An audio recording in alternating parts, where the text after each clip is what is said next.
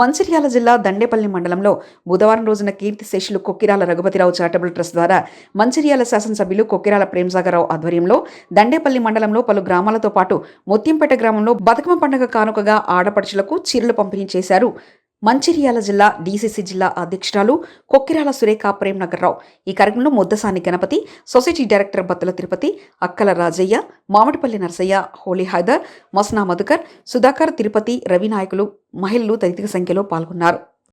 పంపిణీ కార్యక్రమానికి ఈరోజు ముత్యంపేట గ్రామానికి ఇచ్చేసిన మంచిర్యాల ఎమ్మెల్యే ప్రేమ్సాగర్రావు గారికి మరియు సురేఖ మేడం గారికి మరియు మండల కాంగ్రెస్ నాయకులకు, గ్రామ పెద్దలకు, మహిళా సోదరులకు అందరికీ నా యొక్క నమస్కారాలు.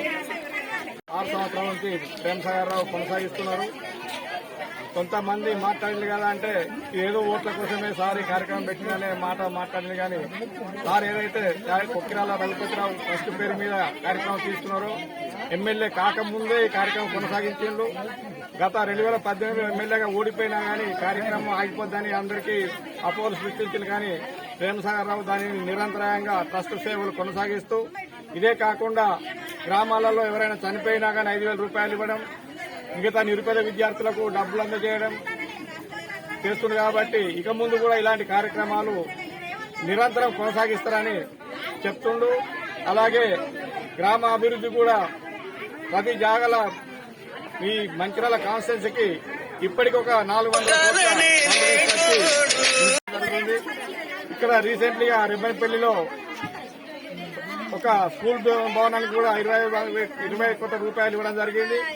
అందులో భాగంగా ప్రతి గ్రామానికి డెవలప్మెంట్ విషయంలో వెనక ముందు లేకుండా డబ్బులు తీసుకొచ్చి డెవలప్మెంట్ చేయడం జరుగుతుంది. కాబట్టి ఫ్యూచర్ లో కూడా మేమంతా ప్రేమ్సాగర్రావు గారికి అండదండగా ఉండి వారి ట్రస్ట్ సేవలు కొనసాగిస్తూ అలాగే సార్ యొక్క పురోభివృద్ధికి మేము పాటుపడుతూ రానున్న రోజుల్లో కూడా గ్రామ పంచాయతీ కానీ, మున్సిపాలిటీ కానీ, జడ్పీటీసీ, ఎంపీటీసీలందరినీ కాంగ్రెస్ పార్టీ కార్యకర్తలను జడ్పీటీసీలను గెలిపించుకొని సార్కు వెన్నంటి ఉంటామని తెలియజేస్తూ